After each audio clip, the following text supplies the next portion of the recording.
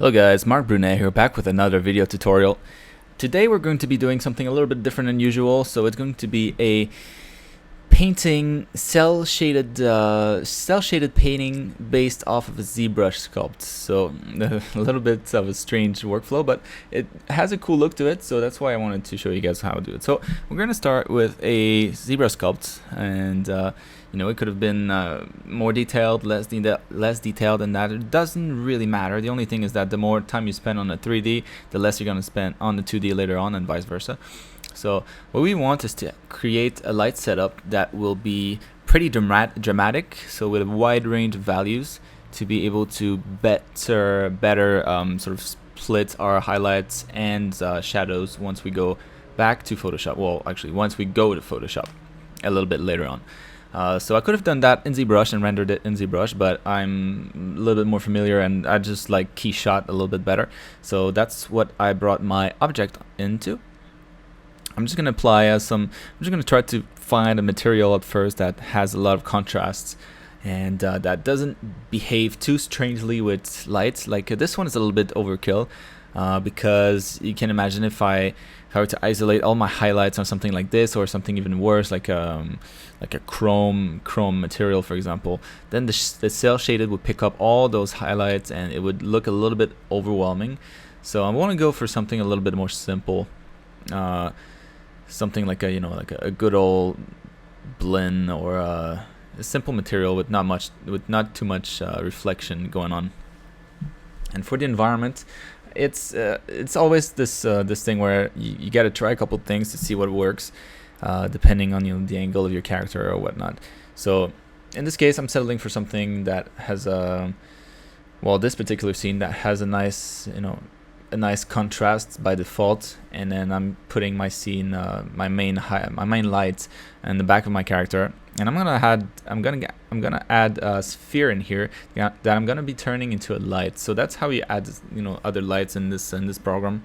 You just pop a new piece of geometry, then in the when you double click on the material, you can set it to point light like this, so you can see the little blue already, but it's pretty faint. So we're going to turn it up, and that's just the power level here, and you can write down whatever you want.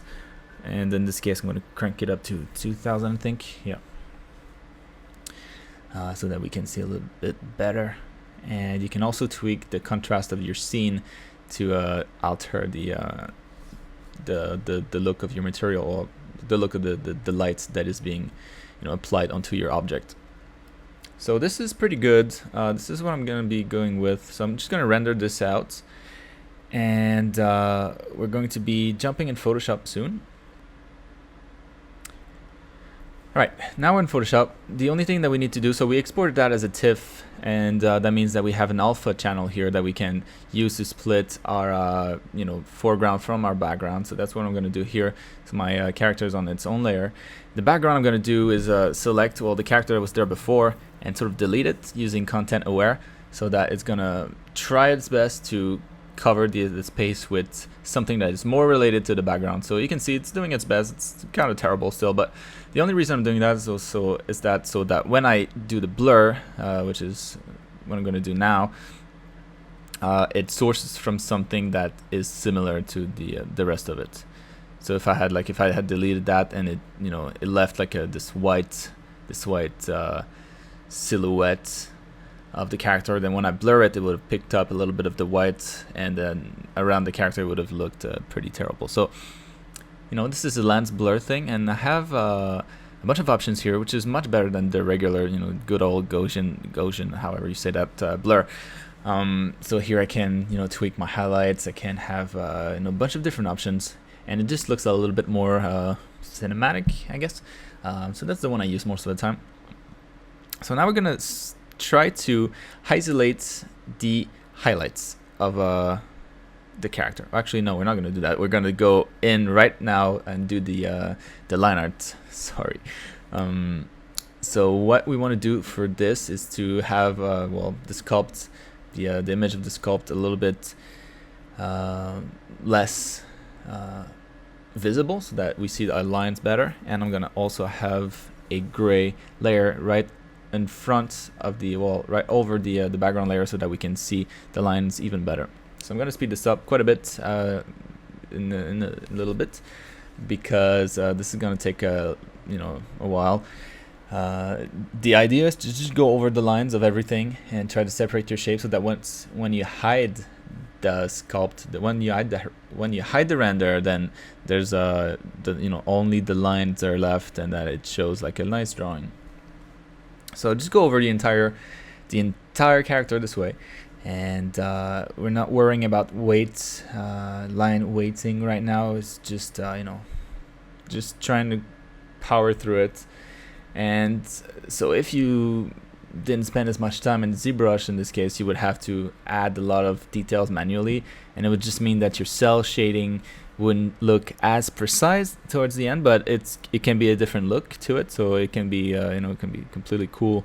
In this case, it's just a lot of detail, so I want to make sure that I'm following the lines properly, so that the cell shaded layers later on kind of match nicely, so that I don't have like lines kind of offset with the colors. So yeah, just going over everything.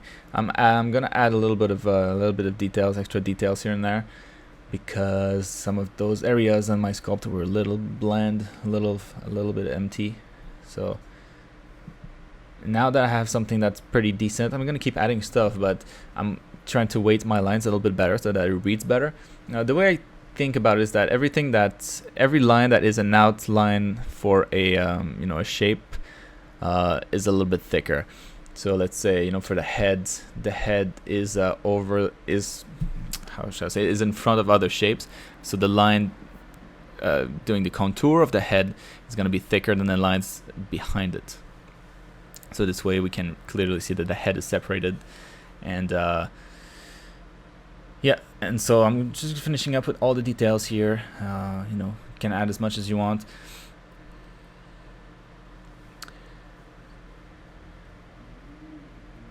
Once we're done with that, we're going to be isolating the different highlights and shadows from the renders. So the way we're going to be doing that, so there you go, I have my drawing here. So now I'm going back to those the render, and we're going to be doing a threshold. So this way we're going to do it twice. So have 2 copies of your render, and we're going to do one that is kind of like in the middle-ish, and then another one that's a lot tighter, so for the kind of like the rim, so the outsides, outside highlights of the character. So this one is pretty broad, and the other one I'm going to do here is the one that's a little bit more as you can see, it covers just the highlights, so that I can get different levels of light, so that it's not only like dark and bright and that's it. So in this case I'm gonna have 3 different levels, 3 or 4 different levels of color that I can use for my cell shading. And well, now I'm just isolating further the whites and the blacks from those 2 layers that I have. You just go color range, and you click on the white or the black, and it's gonna select all the white or all the black from that layer, and you just split them up this way, so that on one layer you only have white, on the other one you only have black. And since the threshold is not anti-aliased, it's going to select all the pixels without leaving some sort of rim around it, so it's pretty accurate. So now you can imagine that well, now that I have all these different layers, I'm going to lug them all, and what I can do with that now is that I can apply color to them. And so it's going to be, instead of being all black and white, I'll have different shades of different colors. So just make sure your layers are locked, and then what you do is just go over all of them, and select a color that you like. What looks best is so at first I'm just gonna have the same flat color, for the entire layer. But what looks a lot better is to have some sort of gradient going on. So you take a soft brush, and let's say one side is gonna be one color, and then the color changes a little bit when it gets to the other side. for cell shading, you know, characters or whatever, cell shaded illustrations, it looks a lot better when you have some sort of variation. So I'm just trying to figure out the, you know, what my darkest dark is going to be, so that I can still see the lines a little bit, because if it's all dark, then I did all of that for nothing. Right, so now that I have my final layers, now I can just add a little bit of, like I was saying, a little bit of gradient,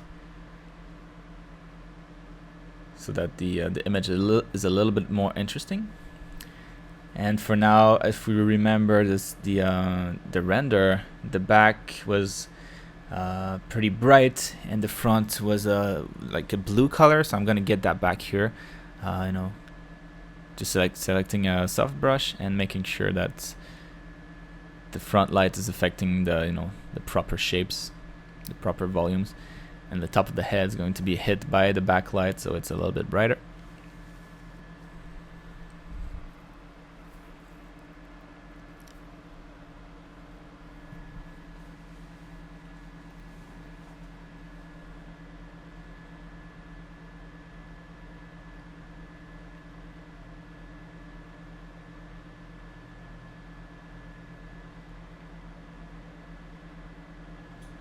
Alright, now I'm pretty much done with applying all the colors to the different layers. And what I'm going to be doing is merging all of them, so that I can better play with the colors. So just to be sure, I'm going to duplicate all of them, so to keep a copy, and then I'm going to, you know, merge all the ones that I duplicated, and then you can play with the color balance this way, you know, to get, you know, more interesting results. And so I'm gonna go for you know, purple-ish blue, and after that, since you're you know, all your different colors on the same layer, you can just go with overlay and add a little bit of highlights wherever you want to make those you know, those highlights, those cell shaded highlights, pop a little bit more, again by locking the layer that you're working on.